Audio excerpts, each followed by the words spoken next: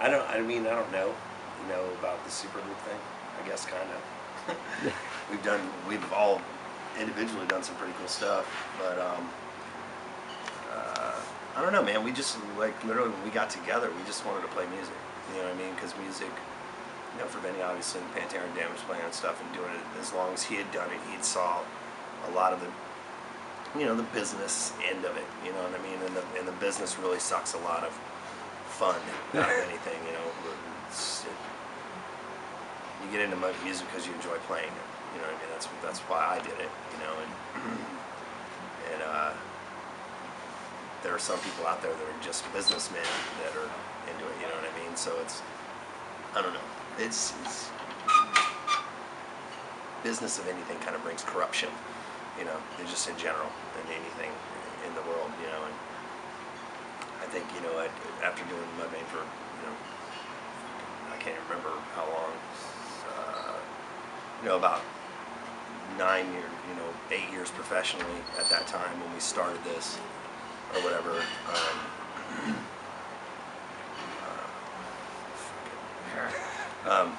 8 years, professionally, I've been in Mudvayne and stuff, and I saw a lot of that business and a lot of the corruption and a lot of the bullshit, and they just, almost like the sponges, just want to take all the fun out of it, you know what I mean? And I wanted to get back to, I think we all wanted to get back to just playing music and not worried about it. And when we started, our biggest goal, in Hellyeah was to be the biggest band in our garage. You know what I mean? And it was, and we succeeded in that admirably. We didn't give a fuck, just like we didn't care. We wanted to play, and we wrote, recorded, mixed, and mastered that entire record in like a month. The very first record.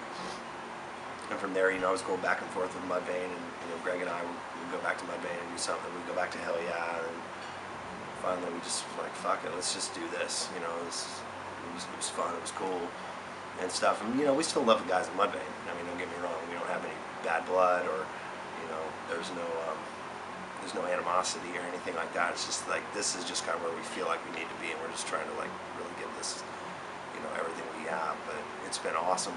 I mean, playing with Vince is fucking amazing. I get to play with my favorite drummer, one of my top 5 favorite drummers probably of all time, and every day. And Tom and I had this idea in 2000, and it took 7 years for it to come to fruition. But yeah, we got in a room together and just really just started going for it, man. Just fucking had a blast. And that's it. Yeah, I was a huge fan. Yeah, I was a huge Pantera fan. Well, not. I think the first time I heard them was at a club. It was after Cowboys from Hell, but it was before Volga was released, and they did 3 warm-up shows. Me and Vinny have talked about this a few times. I'm like, I remember you did some warm-up shows or whatever, like 3 of them. He's like, yeah, 3. We did St. Louis and somewhere else and somewhere else. I'm like, I saw the St. Louis show at the Club 367 is what it was called. It's not even there anymore.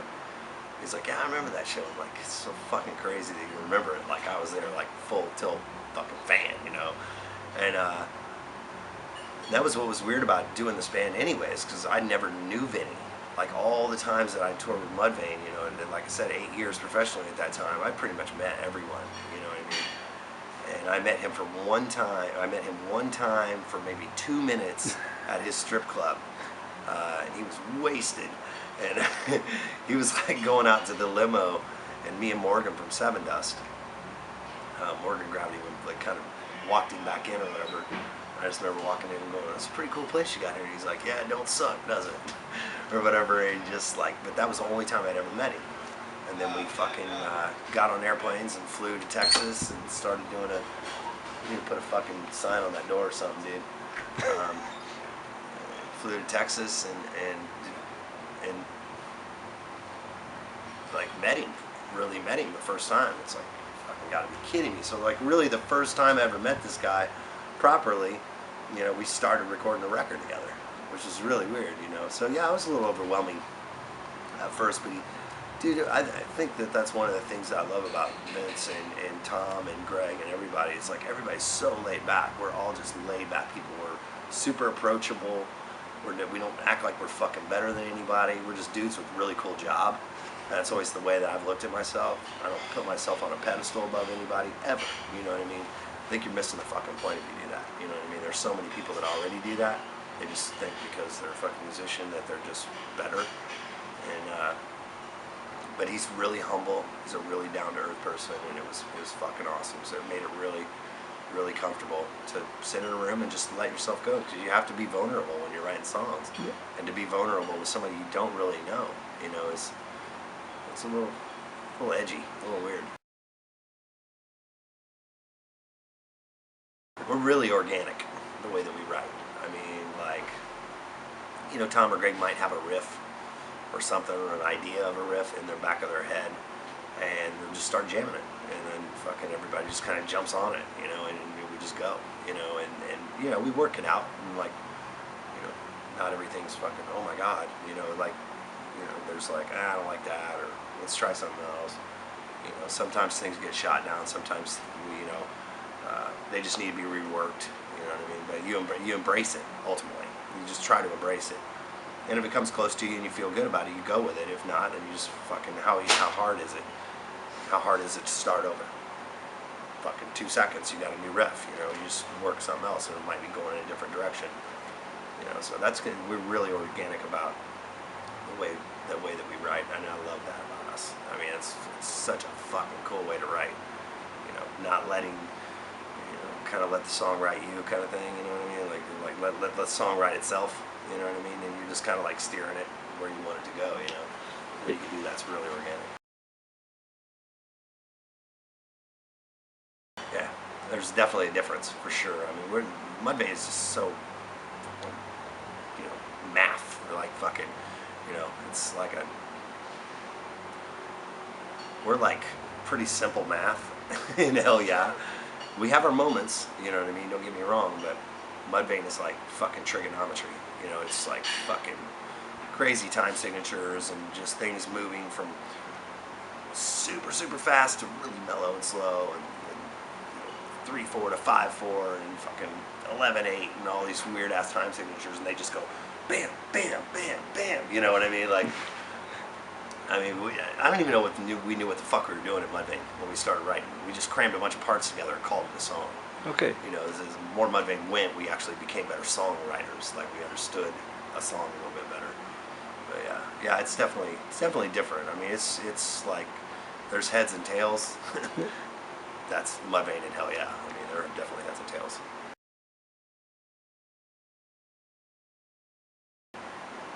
Yeah. I mean, I think so. I think there's a difference just because with Mudvayne you have to be really cognizant of where you're at. You know what I mean? Because you can't just like go, or you'll fucking lose your space and place. We fucking bring it. You know, Hellyeah brings it pretty hard. You know, but it's more up the middle. There would be more room for improvisation or whatever. Like, you know, Greg's missed a few shows here and there, whatever, for family stuff, and Tom doesn't know his parts, you know, exactly, because we have 2 guitar players. I mean, Tom plays leads and Greg plays leads, and, you know, if you remove Greg from the equation, then now Tom's playing Greg's parts. Well, he doesn't know his exact lead. He knows his exact leads, but he doesn't know Greg's exact leads, but it's like, fuck it. He just goes for it and just stays in the key and just, you know, kind of makes it sound similar and whatever, but it's more fitting. I don't know if you could do that necessarily in Mudvayne. You know what I mean? Like, you have to know the development of the phrase and the progression and you know, the signature, and I mean, there's a lot more shit to it. Mudvayne's definitely not a jam band, you know what I mean? It's not like some where it's like, oh, okay, what are you playing, you know, fucking, you know, D minor, fucking, let's go, you know, and just, you know, no, that don't work. Fucking huge. I mean, he was a fucking madman. He was amazing. And dude, I mean, that was a day we all pretty, I mean, you know, you hear about people, you know, passing in this business kind of, you know, more often than not, seems like. And that was one that really hit me hard. You know what I mean? I was welled up. Like, I mean, I was like, you know, noticeably upset and tears. And I mean, Slayer was a huge fucking influence to me, you know. I mean, you know, I got into music with like, well, I mean, I always listened to music my whole life, my mom and shit. Like, fortunately, I had a cool mom, you know, and I was, you know, born in the 70s and like listened to really cool music. She loved music, so, and thank God she didn't like shitty music. She always loved really good music, but like when I came into my own and like started listening to my own stuff, you know, like Motley Crue, Too Fast for Love, and I liked the dark imagery, you know what I mean? And you know, it was like from Motley Crue to like, you know, to Metallica, and then from Metallica obviously was right there with Slayer. Like right as soon as I got into Metallica, you know, I was fortunate to have friends that were older than me or whatever, and they would turn me on to stuff all the time. And you know, Slayer, fucking, you know, I had all their records, man. I was a huge fucking Slayer fan. Loved them, and did, you know, and I still do. I always will. You know, I always will.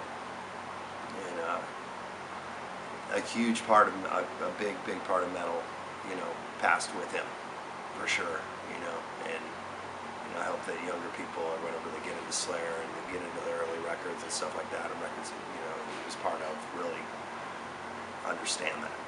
He was just a fucking unbelievable guitar player. He was just a great. They were just great writers. I mean, they just fucking brought it. Never gave a fuck what anybody thought.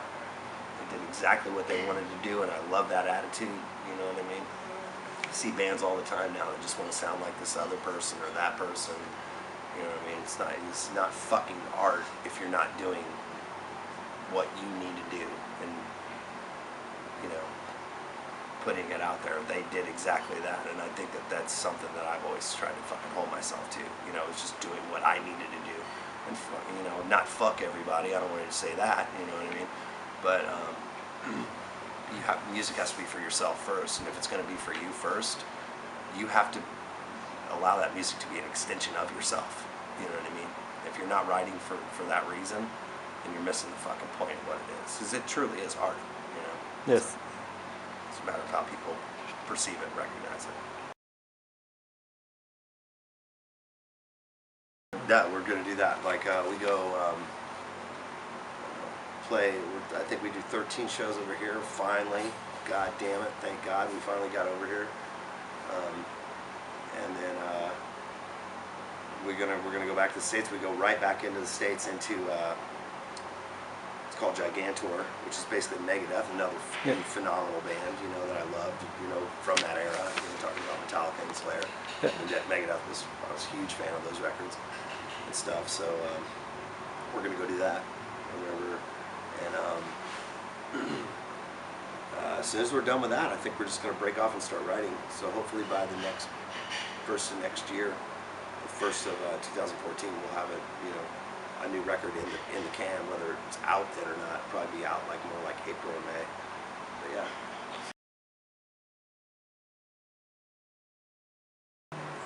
those guys do. They have a couple songs they wrote, whatever. It's fucking heavy. I mean, it's cool. I'm loving the direction of it, because you know, that's like, there was kind of a weirdness of Hellyeah on our second record. You know what I mean? You know, we just, like I said, we just write. We write for ourselves. But that was one record, you know, and I loved it. I think they're great moments on it or whatever. But overall, I kind of felt like it was more of a rock record versus a metal record. Although there are some metal songs on it, there are also some rock songs. And you know, I pretty much told the guys before this last record, I'm like, whoa, whoa, whoa. I'm like, that's fine or whatever, and I'm proud of the last record, or you know, the Stampede. I'm proud of that record because I wrote it, and it's killer. It's awesome. But I was like, I never aspired to be a rock singer. I'm not a fucking rock singer. I'm a metal singer. That's what I want to do. We need to fucking bring it, and you know, keep going. And we did on the new record. So I think that was kind of our first understanding of what Hellyeah really was this last record. It almost felt like it was the first record I wrote with the band. It was almost kind of so different from the other two. The first one was really, it's almost not punk rock. I don't want it to be interpreted the wrong way, but it was punk rock in the sense that we just got in a room and just fucking jammed out. Second record, we put a little more thought into it about what we were doing and shit like that, but it did turn out to be what I felt to be more of a rock record, and I wasn't really happy with a rock record. be associated with a rock record does not fucking get me off, you know. Yeah, then we did the last record, the new record, whatever, and fucking I was like, yes, this is what we need to be doing and stuff. And I think that we're going to really expound upon that direction. You know what I mean? I think we're just going to get, not necessarily heavier, but I think that we're just going to keep things nice and fucking slamming and fucking, you know. That's what I like to do, and I think that's what everybody in the band likes to do. I'm like, you know, when we started writing that record, I'm like, you're fucking Vinnie Paul, be Vinnie Paul. That's what people want to hear. They want to hear you be Vinnie Paul. You know, I'm fucking Chad Gray. I'm gonna be Chad Gray. That's what people know me for. That's what I'm gonna fucking be. You know what I mean? I'm not gonna hide, like veil myself from this other thing because I played in another band. Who gives a fuck? You know what I mean? Like I want to play the shit I want to play, and I'm not gonna be scared. You know, be afraid to be me. You know, and I think I always tried to keep both bands separate. I always tried to stay separate from Mudvayne. And then one day I fucking realized, well, if I sing for Mudvayne and I sing for Hellyeah, how do you really fully keep them separate unless you're trying to change something inside of yourself? And I don't want to fucking change it, you know what I mean? I just want to keep doing what I am, you know, being who I am. So I'm excited for the new record though. I heard the songs they wrote, they're fucking slamming, really good. Okay, thank you.